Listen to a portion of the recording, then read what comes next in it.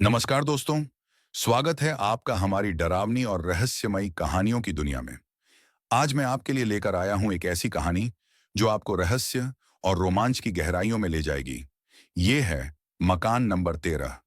एक ऐसा मकान जिसके दरवाजे हमेशा बंद रहते थे, लेकिन उसके भीतर छिपा था एक राजा जिसे सुनकर आपके रोंगटे खड़े हो जाएंगे। तो चलिए बिना वक्त गंवाए शुरू करते हैं कहानी। शहर के पुराने हिस्से में एक गली थी जहां हर घर में लोग रहते थे। बच्चों की किलकारियां गूंजती थीं, दुकानों से आवाजें आती थीं। लेकिन उसी गली के बीचों बीच खड़ा था मकान नंबर 13। वो मकान हमेशा बंद रहता था। खिड़कियों पर मोटी धूल जमी थी, दरवाजा जंग खाए ताले से बंद था और छत पर सूखी बेलें लटकती रहती थीं।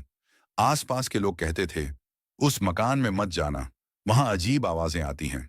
आदित्य एक 15 साल का लड़का छुट्टियों में अपने नाना नानी के घर आया था। उसने मकान नंबर 13 के बारे में कहानियां सुनी। कभी कोई चीख सुनाई देती, कभी बिना हवा के दरवाजे अपने आप बजते।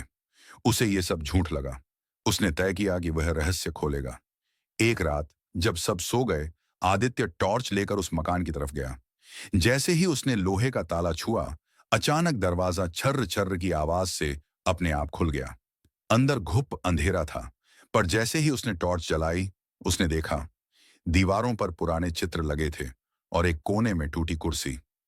मगर सबसे अजीब था, ऊपर से आती धीमी धीमी फुसफुसाहट। हिम्मत जुटाकर वह सीढ़ियां चढ़ा। दूसरी मंजिल पर उसे एक कमरा मिला। दरवाजा आधा खुला था। अंदर घुसते ही उसने देखा टेबल पर एक पुरानी डायरी रखी थी। धूल हटाकर जब उसने पढ़ना शुरू किया तो उसमें लिखा था, आज मेरी प्यारी बेटी फिर खिड़की पर बैठकर इंतजार कर रही है। मैं वादा करता हूं कि लौट कर आऊंगा, लेकिन अगर मैं ना लौटा तो ये घर हमेशा मेरा रह जाएगा। डायरी 50 साल पुरानी थी। अचानक आदित्य को लगा जैसे कमरे की खिड़की से कोई उसे देख रहा हो। उसने टॉर्च घुमाई और झटके से पीछे हट गया। वहां एक छोटी बच्ची की परछाई थी जो गायब हो गई। डरते डरते वह नीचे भागा, लेकिन दरवाजा अपने आप बंद हो चुका था। अब बाहर निकलना आसान नहीं था। तभी कमरे की छत से वही फुसफुसाहट गूंजी, मुझे मेरा वादा चाहिए, मुझे मेरा घर वापस चाहिए। अचानक पूरा मकान कांपने लगा। दीवारों से पेंट झड़ने लगा और खिड़कियां अपने आप खुल बंद होने लगीं।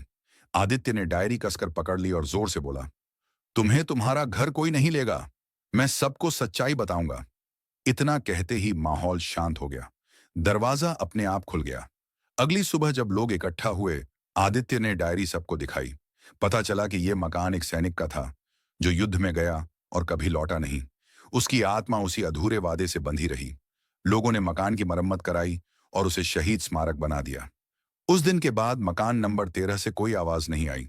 तो दोस्तों, ये थी हमारी आज की कहानी, मकान नंबर 13।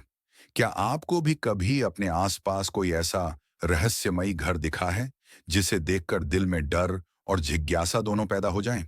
अगर हाँ, तो हमें कमेंट में जरूर बताइए। अगर कहानी पसंद आई हो तो इस वीडियो को लाइक और शेयर कीजिए और चैनल को सब्सक्राइब करना मत भूलिएगा, ताकि ऐसी और कहानियां आप तक पहुंचती रहें। मिलते हैं अगली कहानी में। तब तक के लिए अलविदा।